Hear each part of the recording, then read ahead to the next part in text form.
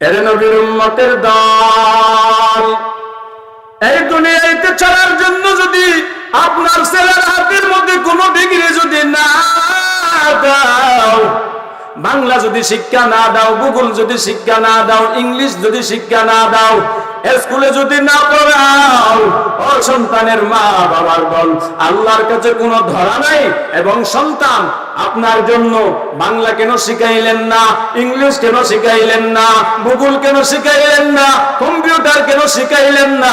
আল্লাহর কাছে কোনো নালিশ দেওয়ার সিস্টেম নাই। আর যদি কোরআনের শিক্ষা থেকে যদি বঞ্চিত করো, কোরআনের শিক্ষা যদি না দাও, কোরআনের সহি শুদ্ধ তিলাওয়াত ওই সন্তানকে যদি না দাও, তাহলে আল্লাহর কাছে আপনাকে অবশ্যই জবাবদিহি করতে হবে।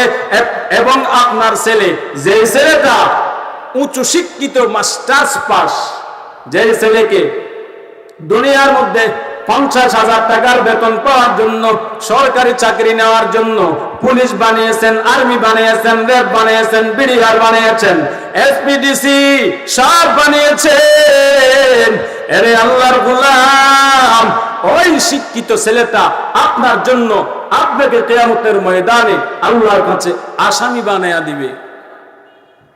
কিসের কারণে? কোরআনের শিক্ষা থেকে বঞ্চিত করার কারণে, ঠিক কিনা? আপনাদের থেকে আমি একটা ওয়াদা নিতে চাই, নিয়ত না ওয়াদা। ওরে পর্দার আড়ালের মা, ও যুবক, ও বৃদ্ধ বাবাজিরা, আমি কত দূর থেকে আসলাম, কক্সেস বাজার থেকে, চট্টগ্রাম থেকে আসলাম আপনাদের কাছে। এরে আল্লাহর গোলাম, কোরআন পড়েছি বলে এই জন্য আপনাদের সাথে পরিচিত। যদি কোরআন না পড়তাম, আপনাদের কাছে এখানে বয়ান করার জন্য আসতে পারতাম না। ও এলাকার যুবক, ও বৃদ্ধ বাবাজিরা, আপনাদের থেকে একটা ওয়াদা নিতে চাই।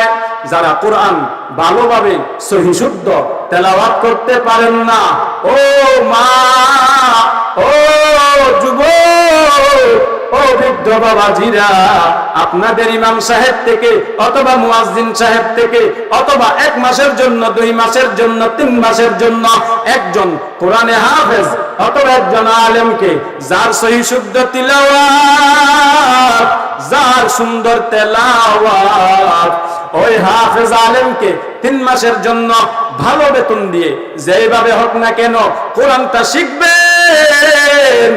বলে কার কার নিয়ত আছে? 2 হাত আল্লাহকে দেখাইয়া দেন।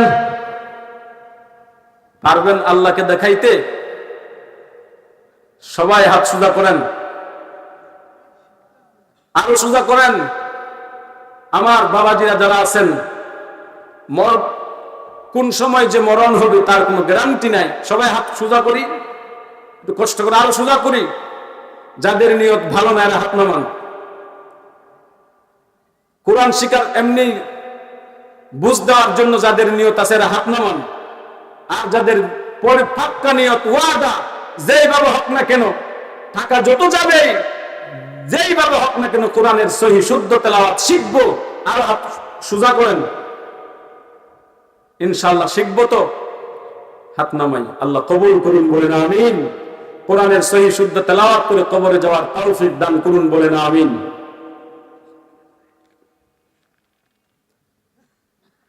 আপনাদের যাদের উপযুক্ত সন্তান আছে, মাদ্রাসায় দিবেন। মাদ্রাসায় দেওয়ার পর যা কিছু আপনার বানাতে চান, পুলিশ বানাতে চান বানান, আর্মি, র্যাব, বিডিআর, এসপিডিসি, আপনার যা কিছু, লন্ডনে পড়ান, ডিগ্রি নেওয়ার জন্য আমেরিকাতে পড়ান, যেইখানে পড়ান না কেন, আগেই ছেলের সিনার ভিতরে মুসলমানের মহাসম্পদ কোরআন তার সিনার ভিতরে ঢুকাইয়া দাও। তারপর যখন সে কোরআনওয়ালা হয়ে পুলিশ হবে, আর্মি হবে, র্যাব হবে, বিডিআর হবে, এসপিডিসি, আমার দেশের বড় পদের মধ্যে সে যখন চাকরি করবে, যখন সেই কোরআনওয়ালা হয়ে, তার কলমের কুসাই কোনো গরিবকে আঘাত করতে পারবে না, ঠিক কিনা বলেন? কারণ তার সিনার ভিতরে কি আছে? কোরআন আছে। সেই জন্য উপযুক্ত সন্তান থাকলে মাদ্রাসায় দিবেন। আর এই মাদ্রাসাগুলো হচ্ছে আপনাদের জন্য বড় নিয়ামত। নিয়ামতের শুকর আদায় করবেন, আল্লাহ নিয়ামত বাড়াইয়া দিবেন। কেমনে? মাদ্রাসায় আপনি দান করার সময়, মসজিদে দান করার সময় আপনি কোটি টাকার মালিক, দান করার সময় দিচ্ছেন শুধু 5,000 টাকা, এটা দান হলো? বলেন। আপনি লক্ষ টাকার মালিক, দান করার সময় মাত্র 2,000 টাকা আপনি দিচ্ছেন, এটা দান হলো? এটা শুকর আদায় হলো? কোটি টাকার মালিক কোটি টাকা দিয়ে বছরে মাদ্রাসার মধ্যে সহযোগিতার হাত বাড়াতে হবে। লক্ষ টাকার মালিক লক্ষ টাকা দান করে মাদ্রাসায় শুকর আদায় করতে হবে। হাজার হাজার টাকার মালিক যারা আছেন, হাজার হাজার টাকা মাদ্রাসায় দিয়ে সহযোগিতা করতে হবে। কারণ আল্লাহ তাআলা আপনার বাবার মাধ্যমে আপনাকে লক্ষ লক্ষ টাকার মালিক বানিয়েছেন, কোটি কোটি টাকার মালিক বানিয়েছেন, হাজার হাজার টাকার মালিক বানিয়েছেন। সেই মা বাবার জন্য কি আপনি মসজিদ মাদ্রাসায় আল্লাহর কোরআনের জন্য, আল্লাহর কোরআন যারা পড়ে নবীর মেহমান, আল্লাহর মেহমান, এদের জন্য দিতে পারবেন না? বলেন। কবর থেকে মা বাবারা তাকাইয়া থাকে, আমার সন্তান মাদ্রাসার যখন মাহফিল হয় কত টাকা দেয়, তাকাইয়া থাকে কবর থেকে আমার সন্তান আমার জন্য কত টাকা দান করতেছে। আর যখন সন্তান লক্ষ টাকা দান করে, হাজার হাজার টাকা যখন দান করে, টাকাটা দান করার পর ফেরেশতারা নিজেইয়া বলে তোমার অমুক সন্তান আপনার জন্য দান করেছে। নেককার ফেরেশতারা, নেকের ফেরেশতারা নিজেইয়া ওই বান্দার উপরে যদি আযাব হয় কোন আমলের কারণে, তখন ডাক দিয়ে বলে ও গুনাহগার ফেরেশতা, এই বান্দার উপরে আর আযাব দিবি না, কারণ তার মেজু সন্তান অথবা তার ছোট সন্তান, তার অথবা বড় সন্তান আজ জমিরিয়া মাদ্রাসায় 1 লক্ষ টাকা দান করেছে। বলে দানের সওয়াবগুলো নাও, এই মা বাবার কবর জান্নাতের বাগান বানায়া দাও। আর ফেরেশতারা তার গুনাহগুলোকে নেক দিয়া পরিবর্তন করে কবরগুলোকে জান্নাতের বাগান আর বাগান বানায়া দেন। সুবহানাল্লাহ। দিবেন তো ইনশাআল্লাহ? মাদ্রাসার শুকর যদি আদায় করতে চাও, তিনটি কাজ করলে মাদ্রাসার শুকর আদায় হবে। 1 নাম্বার, উপযুক্ত ছেলে থাকলে মাদ্রাসায় দাও, হাফেজ বানাও, আলেম বানাও। হাফেজ বানাতে মন চাই না, আলেম বানাতে মন চাই না, কোরআনটা সহি শুদ্ধ তেলাওয়াত মাদ্রাসায় দিয়ে শিক্ষা দাও।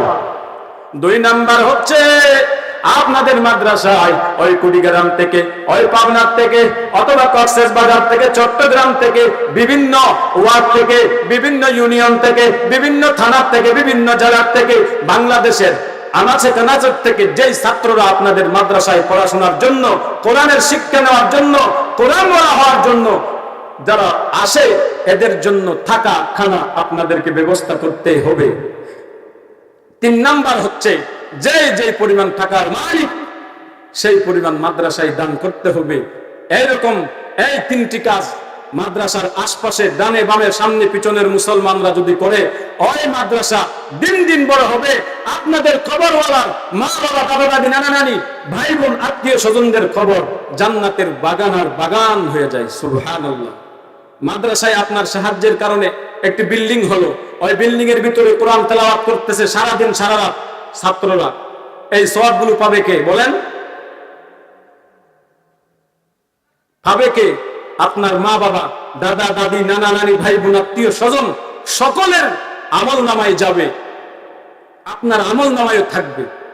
কথার কথা, কেউ যদি 100 টাকা দান করছে, তার পরিবার পরিজন, দাদা দাদি, নানা নানি, ভাই বোন, আত্মীয় স্বজন, সকলের জন্য এবং তারও জন্য আল্লাহ তাআলা 100 টাকার সওয়াব, এক বস্তা সিমেন্টের সওয়াব তার মায়ের আমল নামাই দিবে, বাবার আমল নামাই, দাদার আমল নামাই, নানির আমল নামাই, তার আত্মীয় স্বজন যার যার নিয়ত করেছে সব আত্মীয়, দাদা দাদি, নানা নানি, ভাই বোন, সকলের কাছে আল্লাহ তাআলা ফেরেশতাদের মাধ্যমে সওয়াব পৌঁছে দেয়। সওয়াবটা পৌঁছানোর পর যে দান করেছে তার আমল নামায় সেই সওয়াব। জান্নাত 5 প্রকার মানুষের জন্য জান্নাত অপেক্ষমান। এর আল্লাহর গোলাম 1 নাম্বার কোরআন তেলাওয়াতকারী, 2 নাম্বার হলো ওয়াহাফিজুল লিসান, 2 নাম্বার হলো জবানের হেফাজতকারী। এর নবীর উম্মতের দল, নবী বলেন 2টি জিনিসের জিম্মাদারি যেই বান্দা নিবে, নবী বলেন তাকে জান্নাতে নেওয়ার জিম্মেদারি আমি নিব। মাইয়াজ মাল্লি বাইনা লাহিয়াইহি ওয়া মা বাইনা রিজলাইহি আও কামা ক্বালা an-নাবিয়্যু আলাইহিস সালাতু ওয়াস সালাম। এখন আমরা জবান দিয়া কত গালাগালি, এর নবীর উম্মতের দল, জবান দিয়া গালাগালি করা যাবে না। জবান দিয়া যেই কথা উচ্চারিত হয় ভালো এবং খারাপ সব রেকর্ড করেন ফেরেশতারা। মা ইয়ালফিজু মিন কাওলিন ইল্লা লাদাইহি রাকিবুন আতীদ। আমরা দুষ্ট যখন বসি কত যে বেহুদা কথা বলি, সব কিন্তু আমাদের জন্য বেহুদা, ফেরেশতাদের জন্য এগুলো হচ্ছে খারাপ। ফেরেশতারা লিখতেই থাকে, ভালো আমল লেখে, খারাপ আমল লেখে। এর নবীর উম্মতের দল, জবান থেকে ভালো কথা যদি বলি ভালো নেকের ফেরেশতা লেখে, আর যদি খারাপ কথা যদি বলি এর নবীর উম্মতের দল, ফেরেশতারা খারাপ এইগুলো লিখিয়ে রাখে। জবানকে আল্লাহ তাআলা আমাদের হেফাজত করার তৌফিক দান করুন, বলেন আমিন। 3 নাম্বার হচ্ছে ওয়ামুকসিল ওরিয়ান, যারা শীতের মধ্যে যাদের লেপ নাই, কম্বল নাই, কত গরিব। আল্লাহ তাআলা আমাকে টাকা দান করেছেন, আমার চতুর্পার্শ্বে ডানে বামে সামনে পিছনে গরিবরা শীতের মৌসুমে লেপ গায়ে দিয়া ঘুমাইতে পারে না, এদের টাকা নাই, পয়সা নাই। এরে আল্লাহর গোলাম, আমাকে আল্লাহ টাকা দান করেছেন এই গরিবদের জন্য কম্বলের ব্যবস্থা করা, এদের জন্য শীতের কাপড়ের ব্যবস্থা করা। এই বান্দাদের জন্য জান্নাত ডাক দিয়া বলে আয় আয় আয় আমার দিকে আয়।